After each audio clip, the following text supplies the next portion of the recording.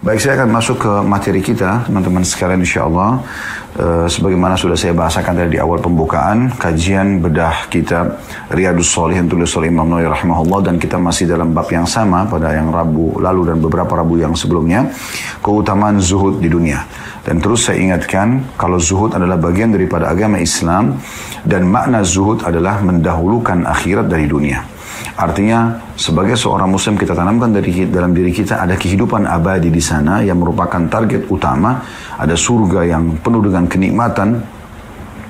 Semua ayat-ayat Al-Quran dan juga hadis-hadis Nabi SAW yang menggambarkan tentang surga, semuanya isinya kenikmatan.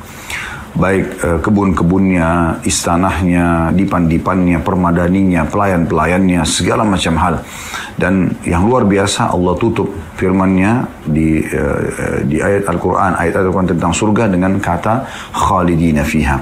Mereka akan kekal selamanya di dalamnya. Maka ini teman-teman sekalian yang merupakan target utama setiap muslim. Sementara dunia kita jadikan ajang untuk mendapatkan yang terbaik di sana nanti di akhirat. Ya, karena kita diciptakan di sini di muka bumi ini sebagaimana Allah sebutkan dalam surah Az-Zariyat surah nomor 51 ayat 56, a'udzubillahi minasyaitonir rajim, wa ma khalaqtul jinna wa insa illa liya'budun. Aku tidak menciptakan jin dan manusia di muka bumi ini kecuali untuk beribadah kepada Aku. Jadi memang tujuan kita ada di sini adalah untuk ibadah kepada Allah Azza wa Jalla. Ya salat, ya puasa, ya zakat, ya berbakti sama orang tua, berbuat baik pada tetangga, dan semua amal-amal soleh yang baik yang kita dianjurkan untuk kita lakukan. Itu tujuannya. Serta juga kita menjauhi semua apa yang Allah SWT larang. Ya. Kalau Anda sudah memaksimalkan dunia, menikmati yang halal, mengerjakan perintah, meninggalkan yang dilarang, maka Anda sudah mendapatkan kebahagiaan dunia. Karena orang beriman boleh makan daging, boleh makan apa saja kecuali yang diharamkan, boleh minum kecuali yang diharamkan, boleh berpakaian kecuali yang diharamkan, dan hal-hal yang haram ini ya, boleh bergaul, boleh mencari pendapatan, boleh mengejar prestasi, tapi yang penting yang halal, jauhi yang haram. Dan haram ini sesuatu yang sangat sedikit sebagai ujian saja bagi orang-orang apakah ya mereka patuh kepada Allah atau tidak ya. Dan itu Anda dapat kebahagiaan dunia, dan di akhirat juga Anda akan dapatkan kehidupan yang luar biasa ya. Sampai Nabi SAW menggambarkan perumpamaan dunia kalian ini dibandingkan akhirat ya, itu seperti telunjuk kalian yang kalian celupkan ke dalam ya, lautan kemudian diangkat. Lihatlah ya, berapa banyak air yang tertinggal tersisa di jari seseorang ya, dia sedikit sekali dan secepat kering, maka lautan yang luas itu adalah kehidupan akhirat ya. Makanya para syuhada, para orang-orang yang mati syahid di zaman Nabi SAW, Nabi SAW menggambarkan ya, bahwasanya teman-teman kalian ini sekarang pada saat syuhada Uhud dikumpulkan, beliau mengatakan mereka berbicara sama Allah, dan Allah tawarkan kepada mereka, mau apa lagi wahai hamba-hambaku, minta. Setelah mereka lihat semuanya apa yang Allah berikan karena mati syahid, maka mereka mengatakan, ya Allah, kami tidak minta apa-apa kecuali Engkau kembalikan kami ke dunia, Engkau hidupkan lagi kami, lalu kami dibunuh lagi ya. Jadi mereka merindukan prosesi pembunuhannya itu. Jadi ditusuk, ditembak, itu saja. Yang hitungan beberapa detik, itu sudah cukup membuat seluruh apa yang Allah janjikan untuk para syuhada. Ya, istana yang mewah, dayang-dayang, pelayan-pelayan, segala macam, dan kekal selamanya, itu mereka dapatkan. Jadi seorang mukmin harus tanamkan itu. Target kita adalah akhirat. Itu kurang lebih makna zuhud. Dan sudah sering kami luruskan, zuhud bukan berarti meninggalkan dunia untuk akhirat. Ingat, tapi mendahulukan akhirat dari dunia. Karena ada sebagian orang akhirnya bajunya kotor, penampilannya kumuh, ya, tidak mau kenal lagi prestasi dunia walaupun itu halal, ya, hanya karena mengatakan zuhud. Ini pemahaman yang perlu diluruskan, ya. Allahu a'lam. Ini pembukaan kita insyaallah. Dan kita akan masuk di bahasan kita sekarang di hadis 485, ya. Urutan dari awal kita belajar. Dan kita insya Allah akan tutup ya, pada kesempatan ini hadis-hadis semua yang membahas atau yang sisa daripada bahasan insya Allah di bab ini ya. Saya bacakan hadis 485 berbunyi dari Ka'ab bin Iyad radhiyallahu anhu. Beliau berkata, saya mendengar Rasulullah sallallahu alaihi wasallam bersabda, inna likulli ummatin fitnah, fitnatu ummatil mal. Sesungguhnya masing-masing umatku memiliki fitnah, dan fitnah umatku adalah harta dunia. Diriwayatkan oleh Tirmidzi, dan beliau mengatakan hadis hasan sahih. Hadis ini teman-teman sekalian wasiat dari baginda Nabi SAW untuk mengingatkan kepada kita bahwasanya setiap umat itu punya ujian, fitnah itu ujian, ya. Artinya ada sesuatu yang mendominasi mereka. Ya. Seperti di Bani Israel itu terkenal dulu fitnah mereka pada wanita. Ya. Walaupun kita ini umat Muhammad SAW juga masih tetap ada fitnahnya wanita. Karena kapan wanita keluar dengan terbuka auratnya, dengan kecantikannya, dengan wanginya, maka akan jadi fitnah. Akan jadi ujian terhadap keimanan kaum laki-laki gitu kan. Tetapi Nabi Muhammad SAW mengatakan atau menjelaskan sini yang mendominasi. Yang mendominasi ya, dari umat ini adalah fitnah harta.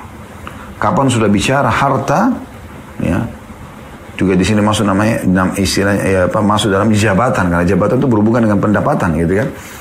Maka di sini mereka sudah tergoyah imannya. Ini menjadi ujian yang sangat berat. Makanya beliau mengatakan setiap umat punya fitnah, ada ujian-ujian yang berat bagi mereka. Yang banyak mereka hanya terjerumus dalam pelanggaran, dan fitnah umatku di harta. Fitnah umatku di harta. Ada orang, dia bisa menahan syahwatnya dari lawan jenis, dari kaum muslimin. Gak mau berinteraksi sama lawan jenis. Tidak tergoda dengan zina, gitu kan. Tapi di saat dia diberikan sebuah jabatan, atau sudah berbicara tentang masalah income, bisnis, maka ini sudah berbeda. Seringkali bahkan anak menagih uang dari orang tuanya. Ya. Seringkali cekcok suami istri, yang harusnya mereka merupakan satu tim hanya karena harta. Ya. Seringkali cekcok antara seorang teman dengan temannya hanya karena harta. Padahal ajaran Nabi SAW agar kita selamat dari fitnah ini ada dengan cara rutin bersedekah, memberi. Ya. Dengan begitu kita akan selamat dari fitnah harta. Bagaimana Talha bin Ubaidillah radhiyallahu anhu, Abdurrahman ibn Auf radhiyallahu anhu, dan beberapa sahabat-sahabat Nabi yang lain, mereka justru gelisah di saat harta mereka melimpah di rumah mereka. Mereka coba berusaha agar harta tersebut dikeluarkan, ya, disedekahkan di jalan Allah Subhanahu wa taala. Orang yang suka bersedekah selamat dari fitnah harta. Karena dia tidak mungkin bersedekah kecuali memang dia tidak mencintai harta tersebut. Dia justru sengaja untuk membuat harta itu bukan hal yang harus selalu disimpan, ditabung. Islam tidak pernah mengatakan tabunglah untuk masa depanmu. Tapi Islam menyuruh sedekahlah. Dan tidak bisa ketemu antara tabungan dengan sedekah. Artinya kita disuruh rutin untuk mengeluarkan harta. Agar kita panen pahalanya di akhirat sana. Dan juga terkikislah fitnah harta ini yang merupakan fitnah terbesar bagi umat Islam, ya, umat Islam. Berapa banyak di depan mata, subhanallah, sahabat dengan sahabat jadi rusak hubungannya hanya karena masalah harta. Tadinya mereka bersahabat sangat akur, sangat baik. Begitu masuk dalam satu ikatan, ya, akad, ya, bisnis, maka selesai. Ujungnya ribut. Kecuali orang yang betul-betul bertakwa kepada Allah SWT. Dia adil, ya, dia juga jujur. Nah, ini semua ya, tidak menyalahgunakan harta. Nah, ini baru kemudian insya Allah bisa ditemukan hal-hal yang baik di situ. Kalau enggak, maka bisa pecah. Ya, maka bisa pecah. Berapa banyak saya temukan rumah tangga suami istri saling hitung-hitungan. Ya, sampai dianggap utang. Bukankah ini tim? Bahkan tidak pernah ada yang boleh melihat seluruh tubuh kecuali pasangan kita. Bagaimana bisa suami menganggap istrinya utang atau istri menganggap suaminya berutang? Di saat suami belum bisa memberikan Anda nafkah karena kondisi ekonominya, Anda memaklumi, Anda rangkul dia. Anda mengatakan kepada dia, sabarlah, insya Allah Allah berikan kita rezeki, saya dukung dengan doa. Maka dia makin semangat mencari rezeki. Tapi banyak di antara kita tidak seperti itu. Bahkan tidak mau tahu, gitu kan. Apakah suaminya ini ada income atau tidak. Suaminya sudah menjelaskan betul-betul saya bulan ini di PHK misalnya. Atau saya begini dan begitu. Ada di antara mereka bahkan mengajukan perceraian. Padahal ini ujian yang datang. Gitu kan? Jangan sampai fitnah harta ini mengganggu kita teman-teman sekalian. Ya? Begitu juga orang tua sama anak. Umumnya si orang tua ke anak tidak ada masalah. Tapi ada sebagian orang tua begitu. Yang menganggap utang anaknya. Dia sudah kasih lalu dia mengatakan utang. Ada juga anak nagih orang tuanya. Banyak kasus terjadi dan dilemparkan pertanyaan dalam pengajian-pengajian di majelis kami. Dan ini termasuk terkena fitnah harta tersebut. Kapan Anda tidak peduli dengan harta itu dalam arti kata, kapan harus disedekahkan setiap saat Anda siap. Ya. hilang pun dari Anda karena banjir, longsor, bencana alam intinya, dicuri, Anda biasa aja. Anda bukan jadikan sebagai sebuah beban, maka berarti Anda sudah tidak kena fitnah harta itu. Tapi kapan Anda betul-betul sampai nggak bisa tidur hanya karena handphonenya hilang, ya, hanya karena dompetnya hilang, padahal Anda sudah ikhtiar, Anda sudah coba cari, sudah coba, tapi sudah hilang. Seorang mukmin beda, dia akan mengatakan inna lillahi wa inna ilaihi raji'un. Dia akan kembalikan kepada Allah. Kami milik Allah, kami akan kembali kepada Allah. Allahumma ajurni fi musibati wa akhlif li khairan minha. Ya Allah, berikan aku pahala terhadap musibahku ini, ya. Dan gantikan aku yang lebih baik daripadanya. Kata Nabi SAW, Allah akan ganti kalau dia baca doa ini, kesedihannya menjadi kegembiraan. Orang mukmin mengembalikan kepada Allah sambil dia ikhtiar. Tapi kalau tidak ditemukan, selesai. Tidak akan kita temukan orang yang tidak kena fitnah harta ini, ya. Dia akan terus berbicara tentang masalah barangnya yang hilang. Nggak selesai. Coba ikhtiar, tidak temu ya sudah. Dia coba ikhtiar mencari untuk mendapatkan yang baru. Makanya Sa'id bin Musayyib rahimahullah, seorang ulama tabi'in, mengatakan, aku telah bertemu dengan satu kaum, maksudnya para sahabat Nabi ridwanullah alaihim, yang mereka sama sekali tidak pernah merasa terganggu bila ada sesuatu yang berhubungan dengan urusan dunia atau harta dunia ini yang hilang dari mereka. Tapi mereka justru terganggu kalau ada yang luput di antara mereka ibadahnya. Luput satu kali nggak sholat subuh berjamaah di masjid misalnya, atau luput dari zikir yang rutin dia kerjakan, atau doa, atau bakti sama orang tua, baru mereka sedih. Nah itu sifat orang-orang beriman. Harta boleh kita miliki dan kita gunakan untuk kebaikan. Kata Nabi SAW, ni'ma malus salih fi yadi abdis salih. Sebaik-baik harta, ya, yang saleh, yang harta yang halal itu berada di tangan hamba yang saleh. Karena dia akan gunakan untuk ketaatan kepada Allah Subhanahu wa taala. Kita ambil pelajaran dari hadis ini bahwasanya Allah Subhanahu wa taala, yang pertama tentunya, pelajaran pertama, Allah Subhanahu wa taala memberikan ujian untuk setiap umat, ya. Walaupun dalam hadis ini tidak disebutkan ujian umat-umat sebelum kita secara rinci, ya. Tetapi ada hadis yang menjelaskan kalau kayak di Bani Israel, fitnah mereka adalah wanita, ya.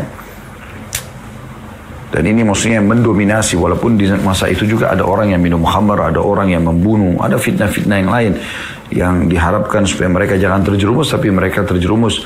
Cuman ada yang mendominasi. Nah, umat ini, pelajaran yang kedua, khusus untuk umat Islam, fitnah mereka di harta. Dan sudah kami sampaikan tadi bagaimana caranya supaya Anda tidak terkena fitnah harta ini, ya. Kita akan masuk ke hadis selanjutnya, hadis nomor 486 dari Abu Amr, dan ada yang mengatakan juga Abu Abdillah, ada juga mengatakan Abu Laylah, Uthman bin Affan radhiyallahu anhu, bahwa Nabi SAW bersabda, laisa li ibni Adam haqqun fi siwa hadhihi al-khisal, baitun yaskunuhu wa thawbun yuwari awratahu wal jilful khubsi wal ma'. Hadis ini diriwayatkan Tirmidzi dan beliau menyatakan hadis ini sahih. Kemudian At-Tirmidzi berkata, saya bacakan dulu keterangan di bawah. Saya mendengar Abu Daud Sulaiman bin Salim Al-Balkhi berkata, saya mendengar An-Nadhr bin Shumail berkata, Al-Jilfu, ya, adalah roti yang tidak pakai lauk. Yang lainnya berkata roti kering yang keras. Al-Harawi berkata, yang dimaksud di sini adalah wadah roti atau al-jawaliq dan al-khurju. Wallahu alam. Kata beliau begitu. Baik, ini keterangan sedikit dari At-Tirmidzi. Kita akan coba baca terjemahan dari hadis ini. Laisa li ibni Adam haqqun fi siwa hadhil khisal. Anak Adam tidak memiliki hak selain yang berikut ini. Baitun yaskunuhu, rumah yang dia tempati. Wa thawbun yuwari auratahu, pakaian yang menutup auratnya. Wa jilful khubsi wal ma', dan roti tanpa lauk juga air. Hadis ini teman-teman sekalian digambarkan di dalamnya oleh Nabi SAW tentang apa yang dibutuhkan oleh anak Adam supaya roda kehidupannya bisa berjalan, ya. Ada 3 hal yang disebutkan di sini. Yang pertama adalah tempat tinggal, baitun yaskunuhu. Yang kedua adalah thawbun yuwari auratah, baju yang dia kenakan supaya tertutup auratnya. Dan yang ketiga, wajilful khubsi wal ma', roti sama air.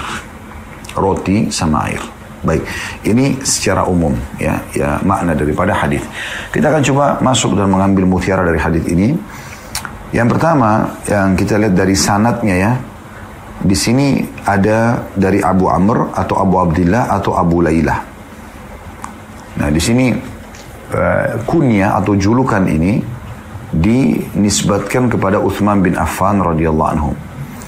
Berselisih orang di sini karena Utsman bin Affan punya banyak anak.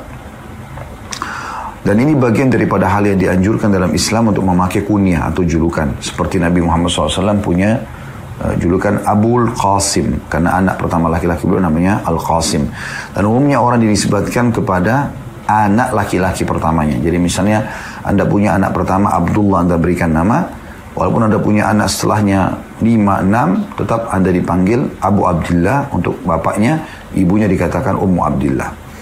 Kalau Anda punya anak perempuan saja, maka diambil nama anak perempuan yang pertama. Misal Anda punya nama anak perempuan Anda Aisyah, selebihnya juga anak-anak perempuan Anda dipanggil Abu Aisyah atau Ummu Aisyah. Kalau misalnya Anda punya anak laki-laki sama anak perempuan, kalau anak perempuannya duluan, misalnya Anda punya 3 orang anak, 2 anak perempuan pertama, 2 anak pertama perempuan, Anda namakan Aisyah sama Hafsah misalnya. Yang ketiga, Anda namakan Yusuf. Ya, anak laki-laki. Di sini Anda dinisbatkan kepada anak laki-laki Anda. Nah, jadi kalau ada anak laki-laki maka penisbatan kepada anak laki-laki. Boleh juga dalam syariat Allah Subhanahu wa taala seseorang walaupun belum menikah atau tidak punya anak menggunakan kunyah. Ya, dia berharap kalau Allah berikan dia anak, dia akan berikan nama itu. Diambil daripada hadis Bukhari bagaimana Aisyah radhiyallahu anha meminta izin kepada Nabi SAW untuk menggunakan kunyah, dipanggil Ummu Abdillah, maka Nabi SAW izinkan. Artinya Aisyah berharap kalau Allah berikan anak nanti dia ingin memberikan nama Abdullah. Tetapi tentu Allah belum takdirkan beliau punya anak. Ini pelajaran pertama. Ya. Kemudian pelajaran yang kedua adalah potongan sabda Nabi SAW, "Laisa li ibni Adam haqqun fi siwa hadhil khisal." Tidak ada hak, ya. Anak Adam tidak memiliki hak selain yang berikut ini. Maksudnya hak untuk menuntut kepada Allah lebih, ya. Dia boleh, ya, menikmati apa saja, tapi bukan hal yang mendasar. Artinya gini, tidak ada sesuatu yang perlu seseorang menganggap itu harus dia segera dapatkan, kecuali 3 hal ini. Kalau dia sudah punya tempat tinggal yang dia bisa bernaung padanya, walaupun itu cuma kontrak kos-kosan misalnya. Kalau dia sudah punya baju yang dia bisa pakai, walaupun bajunya sudah tua, yang penting bisa tutup auratnya, ya. Dan dia punya makanan yang paling sederhana dalam hal ini disebutkan roti sama air. Bahkan di sini tadi sudah kita bacakan, Tirmidzi menjelaskan ada beberapa beliau menukir riwayat dari guru-guru beliau yang dimaksud adalah roti yang kering pun, ya, itu sudah cukup bisa menopang kehidupannya. Maka 3 hal ini kalau sudah ada, tempat tinggal, kemudian pakaian, dan juga makanan, walaupun ini semua adalah sesederhana mungkin, maka sudah cukup seseorang dalam gambaran Islam untuk melalui kehidupan dunia ini. Dan ini makna daripada atau pelajaran yang kedua dari hadis tentang hak seorang manusia atau bagaimana dia memohon kepada Allah Subhanahu wa taala. Ini makna sejalan juga dengan hadis yang lain, ya. Siapa yang tiba di pagi hari, dia mendapatkan sehat jasadnya, dia mendapatkan rumah yang dia bisa bernaung, ya, dia mendapatkan makanan hari itu, maka seakan-akan dunia sudah berkumpul padanya. Dia sudah mendapatkan semua urusan dunia ini, ya, karena orang membutuhkan ini, ya. Yang kesulitan memang kalau satu dari 3 ini tidak ada. Dia tidak ada rumah, ya. Walaupun dia punya baju dan dia punya makanan, ya, pas-pasan, sulit. Kalau dia punya rumah, dia nggak punya makanan, atau dia tidak punya pakaian, ini juga sulit. Itu juga tidak punya makanan, ya. Jadi satu sama lain saling berhubungan lah, ya, saling berhubungan, ya. Tinggal pelajaran yang ketiga dari hadis ini adalah kita rincikan di sini. Dari hadis ini juga kita ambil pelajaran bahwasanya 3 hal ini adalah kebutuhan dasar.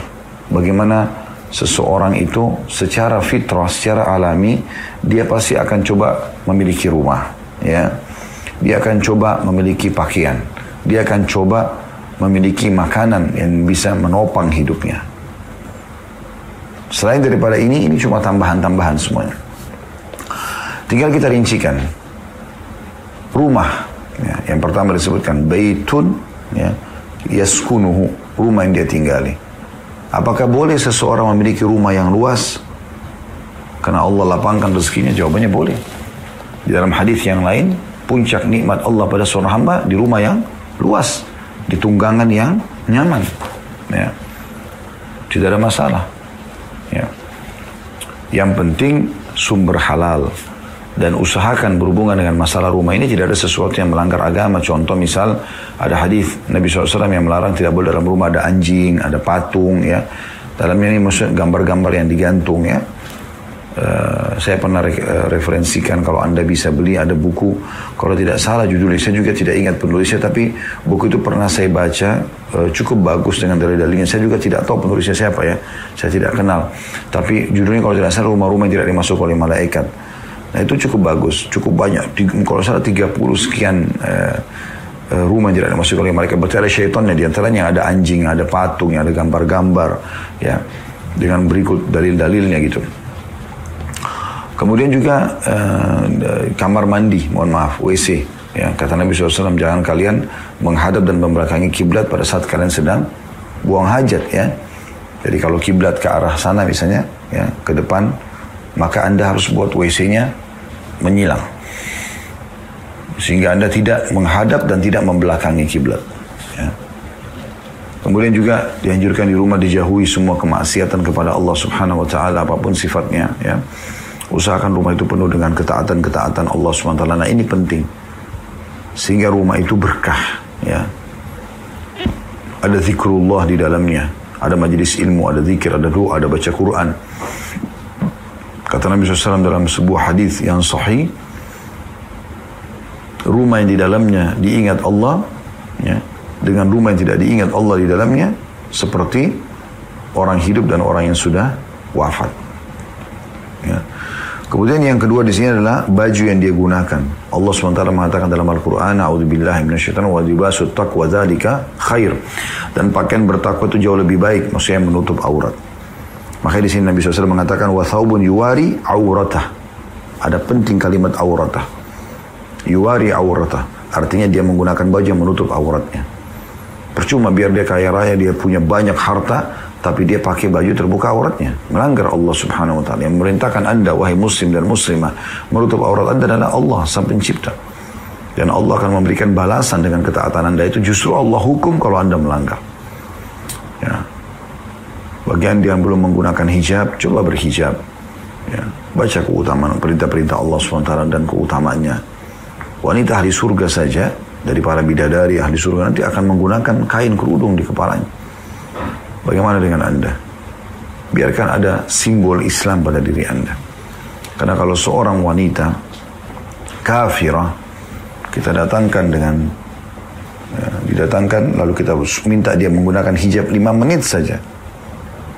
Kemudian lewat wanita kafirah yang lain, bukan orang muslimah, lalu kita tanya, tentu karena dengan dia syarat tidak kenal orang yang pertama ini ya.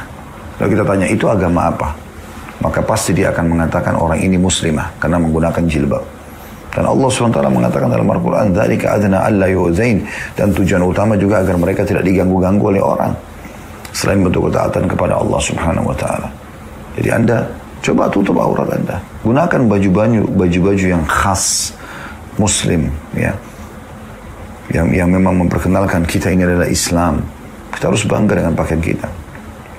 Islam melarang kita memamer aurat sana sini, membuka aurat. Apakah membuka langsung secara fisik yang disuruh tutup dalam Islam, atau ini bukan, ini saya kasih contoh telapak tangan saya, maksudnya ini contoh kulit kita yang dilarang buka misalnya ya, kayak wanita selain daripada wajah dan telapak tangan misalnya, atau memang membentuknya dengan pakaian-pakaian ketat. Nah ini dilarang dalam Islam. Jadi di sini menutup aurat, ya, maknanya adalah bagaimana dia memiliki baju yang cukup untuk menutup aurat, walaupun itu bukan baju baru gitu. Tapi pertanyaannya, Ustaz, boleh nggak orang kalau punya harta memiliki baju baru? Boleh, nggak ada masalah. Anda memiliki beberapa baju pun tidak ada masalah. Nabi SAW disebutkan punya baju dengan berbagai macam warna dan jenis kain, gitu kan. Kemudian yang terakhir dalam hadis ini adalah wajilful khubsi wal ma', juga roti dan air. Ini bukan berarti kita disuruh makan roti dan minum air saja, tidak. Nabi SAW mendatangkan ini hal yang paling sederhana. Di Jazirah Arab dulu, Atau sampai hari ini memang ya, orang nggak bisa makan kalau nggak pakai roti. Kayak kita Indonesia kalau nggak makan nasi, ada beberapa teman-teman kita yang mengatakan, kayaknya saya belum makan deh. Biar makan roti sebanyak apapun, kayaknya masih belum kenyang kalau nggak ada nasi. Itu sudah ada di benak kita, persepsi kita. Nah di Timur Tengah seperti itu. Mereka berpikir kalau tidak makan roti berarti belum makan. Makanya mereka sarapan ada roti, makan siang ada roti, makan malam ada roti. Di sebagian juga wilayah di Eropa, di Amerika. Ya selain di Asia Tenggara biasanya memang mereka terbiasa dengan roti. Maka Nabi SAW berikan gambaran di sini roti karena memang makanan orang di sekitar pada saat itu. Ya, kalau kita misalnya di Indonesia nasi, mungkin kita bisa mengatakan ya nasi, walaupun cuma beberapa sendok, suap, ya. Dan air putih. Memang air putih ini sumber kehidupan. Walaupun kita tidak punya teh, tidak punya kopi, tidak punya sirup, nggak ada masalah. Yang penting air putihnya ada, gitu kan? Maka sudah cukup untuk membuat roda kehidupan kita bisa berjalan. Ini yang dimaksud dalam hadis ini, Allahu a'lam. Hadis selanjutnya yang kita akan bahas pada siang ini yaitu hadis nomor 487 ya. Yang berbunyi dari Abdullah bin Asy-Syikhir radhiyallahu anhu, beliau berkata, "Ataitun Nabiy sallallahu alaihi wasallam wa huwa yaqra alhaakumut takatsur." Qala يقول ابن آدم مالي مالي وهل لك يا ابن آدم من مالك إلا ما أكلت فأفنيت أو لبست فأبليت أو تصدقت فأمديت. Hadis ini sahih diriwayatkan oleh Imam Muslim. Terjemahannya adalah kata Abdullah radhiyallahu anhu, aku pernah mendatangi Rasulullah atau pernah mendatangi Nabi SAW ketika beliau sedang membaca ayat Al-Quran Alhaakumut Takatsur, ya, yang artinya kalian terus ya mengumpulkan harta. Beliau mengatakan, wahai anak Adam, atau anak Adam berkata, kata Nabi SAW, hartaku, engkau wahai anak Adam, kata Nabi SAW, tidak memiliki dari hartamu melainkan apa yang kau makan hingga engkau menghabiskannya, atau apa yang kau pakai hingga engkau menjadikannya usang, atau apa yang kamu sedekahkan sehingga kamu simpan untuk hari akhir nanti. Hadis ini, teman-teman sekalian, secara umum dulu maknanya ya, menggambarkan bagaimana Abdullah bin Asy-Syikhir radhiyallahu anhu, beliau menggambarkan pertemuannya dengan Nabi SAW, dan beliau menggambarkan waktu itu Nabi SAW sedang menyampaikan pengajian ya, atau ilmu, menjelaskan tentang makna alhaakumut takatsur. Alhaakumut takatsur. Untuk lebih jelasnya insyaAllah, coba kita buka surah ini ya. Surah nomor 102. Artinya bermegah-megahan. At-takatsur. Ya. Saya bacakan. A'udzubillahi minasyaitonirrajim. Ya, ada 8 ayat ya. Alhaakumut takatsur. Bermegah-megahan telah melalaikan kamu. Hatta zurtumul maqabir. Sampai kamu masuk ke dalam kubur atau wafat. Ya. Jadi makna ayat pertama ini, sayang sekali kalian sibuk terus bermegah-megahan, tapi kalian lupa tentang kehidupan akhirat. Di sini bukan larangan orang untuk bisa megah dalam arti kata rumahnya megah, mobilnya bagus, pakainya rapi, dianya tampan. Bukan ini yang dimaksud.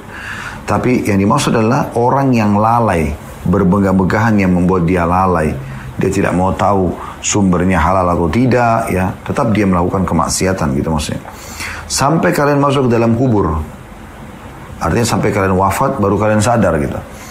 Kalla saufa ta'lamun. Jangan begitu, kelak kamu akan mengetahui akibat perbuatanmu itu. Thumma kalla saufa ta'lamun, dan jangan begitu karena kelak kau akan menyesal nanti mengetahui perbuatanmu. Kalla law ta'lamuna ilmal yaqin. Jangan begitu, jika kamu mengetahui dengan pengetahuan yang penuh keyakinan, la tarawunnal jahim. Kalian pasti akan melihat, benar-benar melihat neraka jahanam. Thumma la tarawunnaha 'ainal yaqin. Kemudian engkau pasti atau kamu akan benar-benar melihatnya dengan 'ainul yaqin, dengan mata yang jelas. Thumma la tus'alunna yawma idzin 'anil na'im. Kemudian kamu pasti akan ditanyakan pada hari itu tentang kenikmatan ya, dalam kurung yang kamu berbengah-bengahan di dunia karenanya. Jadi Nabi SAW sedang menyampaikan surah ini. Di sini Nabi SAW merincikan, ya, merincikan tentang masalah ayat ini, ya, surah Takatsur ini. Beliau mengatakan, Wahai anak Adam, atau anak Adam sering mengatakan hartaku, hartaku. Maksudnya dia berbangga-bangga. Ini mobilku, ini rumahku, lihat tabunganku. Gitu kan. Sementara kata Nabi SAW, wahai anak Adam, kau tidak miliki dari hartamu kecuali apa yang kau makan. Itu hartamu yang sebenarnya. Karena sudah kamu nikmatin gitu. Kamu udah makan. Atau sesuatu yang kau pakai, lalu sudah usang. Atau yang kamu sedekahkan, yang kamu akan panen nanti di akhirat. Itu yang bisa menjadi harta kamu sebenarnya. Yang lain tidak akan menjadi harta. Seperti kendaraan, tidak akan jadi harta. Karena rumah tidak akan jadi harta. Kapan kita meninggal akan jadi ahli waris. Hak ahli waris. Tapi 3 hal ini, makanan yang kita makan. Udah pasti, nggak mungkin kita makan, kemudian kita keluarkan makanin orang lain, nggak mungkin. Pasti buat kita. Gitu ya. Itu berarti sudah pasti hartamu itu. Kata Nabi SAW. Sama dengan minuman. Kalau kita sebut makanan, berarti minuman masuk dalamnya. Kalau kita sebutkan minuman, makanan masuk dalamnya. Kemudian, ya, baju yang kamu pakai. Udah jelas-jelas. Ini saya beli buat saya. Ya udah. Sampai kadang-kadang kalau ada orang pakai baju kita, loh, kok kamu pakai baju saya? Nah, karena dia merasa itu hartanya. Ya. Atau yang kau sedekahkan, yang kau akan panen nanti, kau akan terima nilainya bahkan berlipat ganda di hari kiamat nanti. Selain daripada ini tidak dianggap harta oleh baginda Nabi SAW. Baik, kita coba masuk ke mutiara hadis. Ya. Yang pertama, kecerdasan Abdullah bin Syikhir radhiyallahu anhu dalam menyampaikan sabda Nabi SAW ini. Beliau bisa saja langsung masuk to the point, sering kita sampaikan ini ya. Langsung mengatakan Rasulullah SAW bersabda begini misalnya. Tapi beliau tidak, beliau menggambarkan bagaimana beliau masuk satu hari dalam majelis Nabi SAW, lalu Nabi kebetulan lagi membahas tentang surah At-Takatsur. Sehingga kayak tadi misalnya kita baca sepintas 8 ayat itu, sudah langsung punya ada gambaran, oh ternyata Allah Subhanahu Wa Taala mengingatkan. Kita boleh miliki dari dunia, tapi jangan jadikan sebagai hal yang melalaikan kita terhadap akhirat. Sehingga pada saat tidak pernah sedekah, tidak pernah silaturahim. Ali bin Abi Thalib mengatakan, siapa yang Allah berikan kepada dia harta, harusnya dia memperbaiki jamuan tamunya, dia bersilaturahim, ya, dia memberikan ibnu sabil, dia menggunakan untuk berjihad, ya, dan dia sabar dengan ujian hartanya. Maksudnya, kalau dia harus keluarkan walaupun dia berat, dia itu ujian, ya. Atau ada yang hilang, atau ada orang utang tidak bayar, itu ada ujiannya pasti harta, nggak mungkin tidak. Jadi Ali bin Abi Thalib itu dipesankan, harusnya kita seperti apa dalam masalah harta ini, ya. Di sini Abdullah bin Syikhir menggambarkan bagaimana Nabi SAW menjelaskan tentang surah At-Takatsur ini. Surah nomor 102 tadi dalam Al-Quran, ya.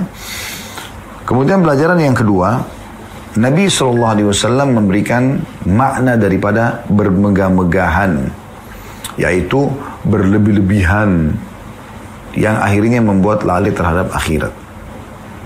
Tapi bukan berarti orang tidak boleh berpenampilan bagus. Karena pernah ada sahabat yang mengatakan, ya Rasulullah, apakah termasuk sombong itu? Termasuk orang yang lalai terhadap dunia, terhadap akhirat, kalau seandainya dia menjaga kebersihannya, kerapiannya, dan dia tidak mau ada orang menyainginya dalam masalah itu. Dalam arti kata dia selalu bersih, rapi. Kalau ada orang lebih bersih, dia coba lebih bersih lagi. Dia tidak mengharap orang itu rusak atau terganggu, tapi dia menjadikan pelajaran supaya dia lebih baik lagi, lebih baik lagi. Kata Nabi SAW tidak masuk dalam larangan kalau soal itu. Ya. Di sini teman-teman sekalian, banyak orang selalu bangga, dan ini saran kami saja tentunya, Anda tentu bebas bisa menerima atau tidak ya. Usahakan jangan selalu coba belajar untuk mengatakan atau menghindari bahasa mobilku, rumahku. Ya. Kita coba mengatakan, misalnya kalau ada yang mengatakan rumahnya di mana? Rumah yang Allah amanahkan ada di sini. Ya. Jadi kita tahu kalau ini bukan punya kita gitu. Ya. Mobilnya parkir di mana? Mobil yang Allah amanahkan ada di sana, yang Allah titipkan. Kan lebih baik, kita kayak lebih merendah daripada itu tuh lihat nggak, yang mobil putih tuh Mercy yang baru tuh punya saya. Itu tuh Alphard yang hitam tuh yang baru tuh punya saya. Itu Ferrari, itu ini. Jadi kan sebagai bahan berbangga-bangga, nggak ada gunanya. Padahal itu bukan punya dia. Terbukti dia nggak bawa mati. Pada saat dia sudah mati, Allah mengatakan dalam ayat 2 dari Al-Takatsur, hatta zurtumul maqabir. Pada saat kalian mati, baru kalian sadar, ternyata itu bukan hartaku. Rumah yang mewah, berapa banyak rumah, tanah, mobil yang dimiliki, motor, dengan segala macam jenisnya gitu kan. Digunakan untuk berbangga-bangga. Nggak ada yang dibawa semua. Nggak ada. Perhiasan-perhiasan semua nggak ada yang dibawa. Itu bukan harta. Bahasa kita di dunia harta. Tapi Nabi SAW memberikan gambaran kepada kita. Harta yang sebenarnya yang kau miliki bukan itu. Hanya makanan dan minuman yang kau konsumsi. Udah pasti itu hartamu. Baju yang kau pakai sampai usang. Atau yang kau sedekahkan. Sehingga kau panen pahalanya pada hari kiamat nanti. Nah itu hartamu yang sebenarnya. Ini pelajaran yang kedua dari mana? Bagaimana Nabi SAW menafsirkan Alhaakumut Takatsur. Pelajaran yang ketiga, haramnya seseorang atau tidak bolehnya seseorang itu berbangga-bangga. Ya. Berbangga-bangga, sombong dengan apa yang Allah titipkan. Secara umum tidak boleh. Allah berikan dia kecantikan, ketampanan, kulit yang putih, badan postur tubuh yang tinggi. Tidak boleh orang untuk berbangga-bangga, sombong-sombongan, tidak ada. Harta yang banyak, titel, ya, yang masya Allah, ya Allah berikan kepada dia doktor, profesor. Bukan untuk berbangga-bangga. Kalau Anda gunakan untuk berbangga-bangga, maka Anda tercelah di sini. Tapi Anda harus pahami kalau itu sebenarnya cuma amanah saja, untuk amanah saja. Ada orang masya Allah titelnya dari A sampai Z, nah panjang sekali. Si fulan, ini, apalah masternya, ada beberapa doktornya juga ya, di beberapa bidang gitu. Ada yang doktor tambah lagi gitu. Banyak, ditulis semuanya sepanjang-panjangnya. Hati-hati, lebih baik nggak usah. Artinya kalau memang darurat sekali, memang diperlukan, baru. Kalau enggak usah kita jadikan sebagai bahan berbangga. Karena tidak boleh memang dalam Islam berbangga-bangga. Anda sedikit terjerumus dalam kesombongan saja, ya sudah cukup. Anda kena hadis Nabi SAW, gitu kan. Tidak akan mencium surga, bau surga, orang yang dalam hatinya ada seperti biji sawi dari kesombongan. Kecil. Oleh karena itu hindari. Pelajaran yang selanjutnya, ya, yang keempat dari hadis ini adalah makanan. Diambil dari potong hadis, wahallaka ya ibna Adam min malika illa ma akalta fa'afnaid.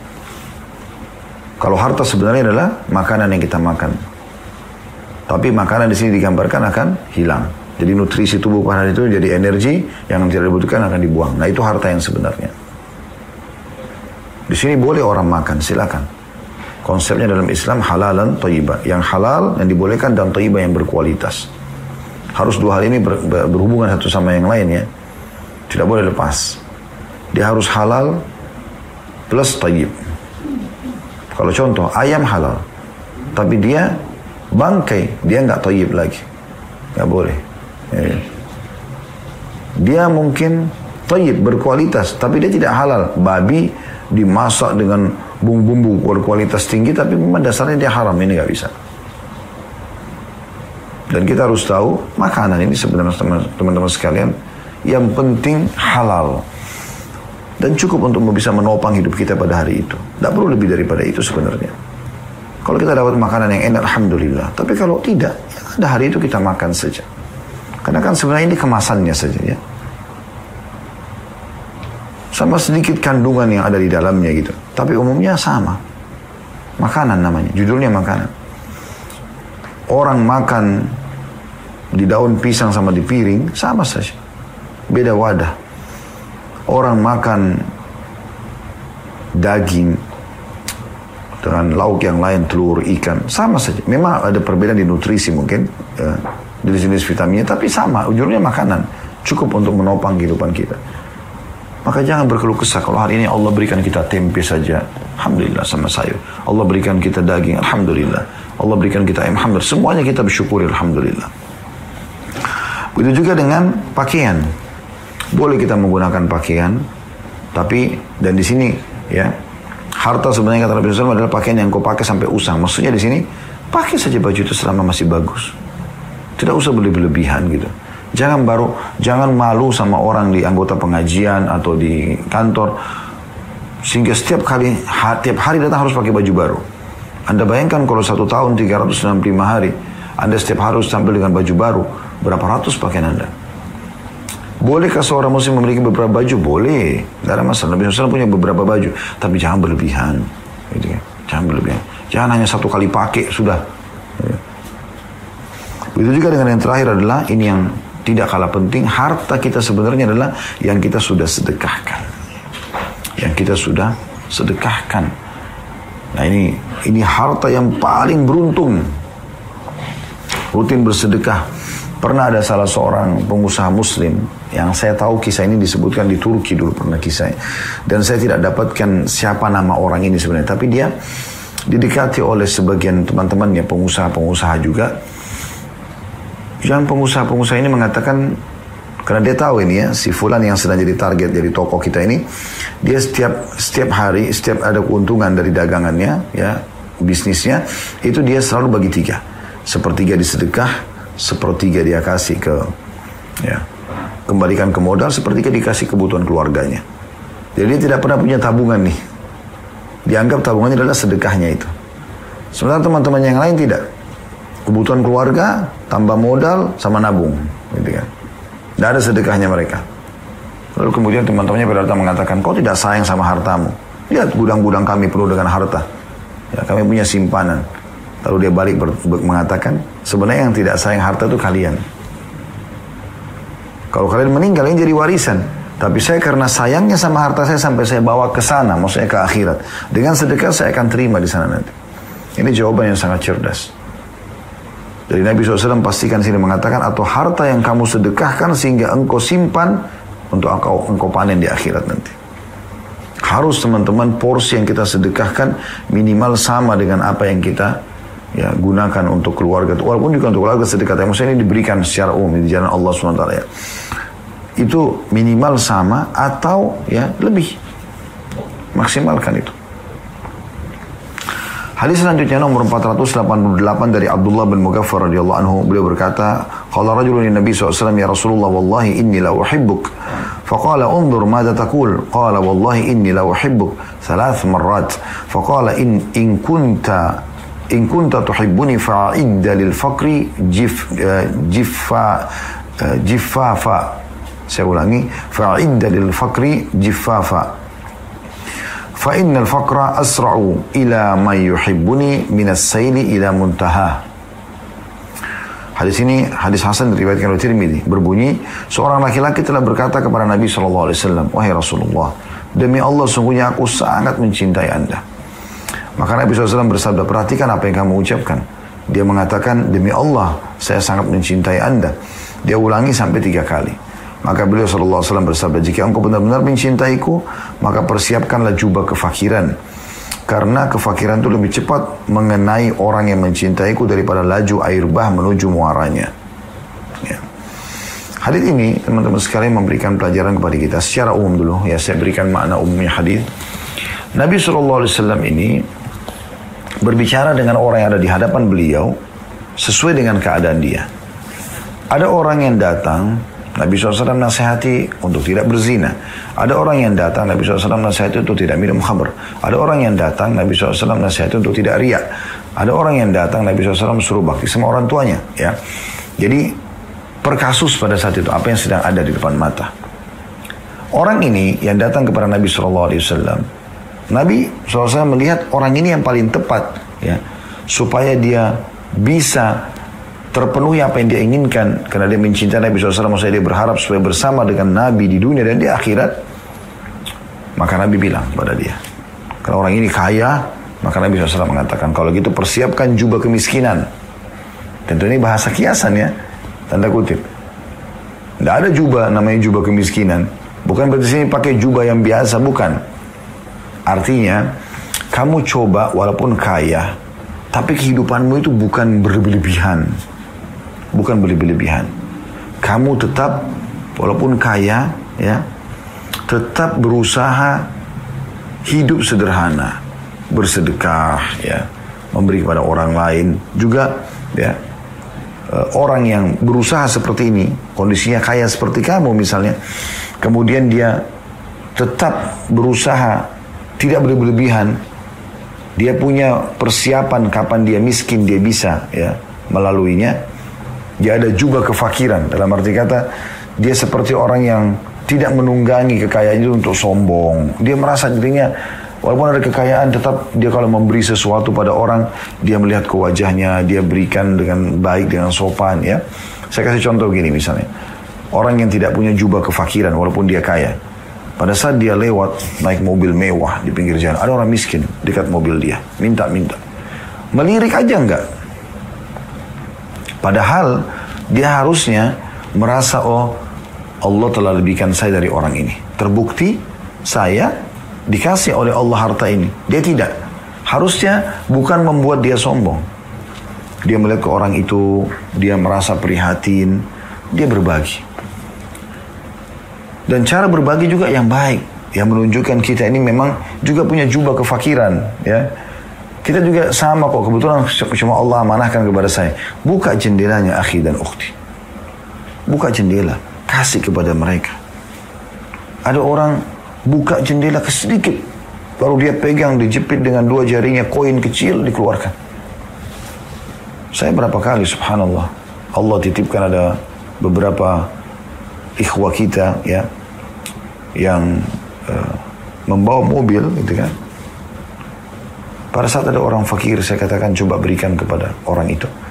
Dia buka jendela sedikit, kemudian dia keluarkan jarinya. Saya bilang, akhi, turunkan jendela itu. Turunkan jendela itu. Jangan buat seperti ini. Buka, kasih. Kecuali hujan deras, mungkin ya. Tapi kalau enggak, kenapa? Kenapa kita enggak tunjukkan sebenarnya kita ini sama? Jangan sampai membuat kita sombong dengan harta itu. Ini poin yang penting. Jadi kita seperti ada punya jubah kefakiran, dalam arti kata kita merasakan kehidupan orang-orang fakir itu. Kita mengetahui perasaan mereka. Nah itu maknanya. Ya. Karena orang-orang yang seperti ini akan lebih cepat untuk mencapai apa yang dia inginkan dari cinta kepada Nabi SAW. Ya. Sebagaimana Nabi SAW menggambarkan dari hadis ini. Pelajaran pertama dari hadis adalah bagaimana seseorang dianjurkan untuk mengucapkan aku mencintaimu karena Allah kepada saudaranya. Sebagaimana dalam hadis yang lain, pernah ada seseorang melihat di zaman Nabi SAW, seorang sahabat melihat sahabat yang lain sholatnya bagus sekali. Maka sahabat ini berkata, ya Rasulullah, saya cinta sama orang ini. Orang itu tidak dengar, karena sholatnya tadi khusyuk sekali gitu. Maka orang yang sebelah Nabi SAW ini bilang, saya cinta sama orang ini karena Allah. Kata Nabi SAW, kejar dan ucapkan di depan mata dia. Bilang, saya mencintai kamu karena Allah. Kita dianjurkan ya. Makanya yang pertama Nabi SAW melakukan pada saat hijrah ke Madinah ada 3 hal. Membangun masjid, Masjid Quba dan Masjid Nabawi. Mempersaudarakan antara muhajirin dan ansar. Ya. Bahkan Nabi SAW memilih individu dengan individu seperti Abdurrahman ibn Auf dengan Sa'ad ibn Ubadah radhiyallahu anhu ajma'in. Ya. Dipersaudarakan. Walaupun semua muslim adalah saudara, tapi ada orang yang kita fokus cari, mereka adalah orang-orang yang lebih baik ibadah daripada kita, sehingga kita mengucapkan itu. Makanya orang ini, sahabat ini, ya cerdas. Dia langsung datang kepada Nabi SAW lalu mengatakan, ya Rasulullah, saya mencintai Anda. Mencintai Nabi itu luar biasa gitu. Ya. Yang pertama kita juga mengucapkan kepada muslim kalimat itu. Yang kedua, harusnya seseorang muslim itu mencintai Nabi SAW. Memang betul. Dan beliau melebihi semuanya. Ya. Walaupun beliau sudah meninggal, kita nggak bisa ucapkan kalimat seperti sahabat ini ucapkan, tapi kita bisa buktikan dengan cara bagaimana? Ya, kita mengerjakan apa yang beliau perintahkan dan kita meninggalkan apa yang beliau larang. Itu poinnya. Pelajaran selanjutnya, ya, yang ketiga dari hadis adalah bagaimana Nabi SAW mewasiatkan kepada orang ini agar selalu tidak lalai dari harta, dan dia selalu mempersiapkan jubah kefakiran, dan sudah kami jabarkan tadi seperti apa pemahaman daripada jubah kefakiran itu. Allahu a'lam.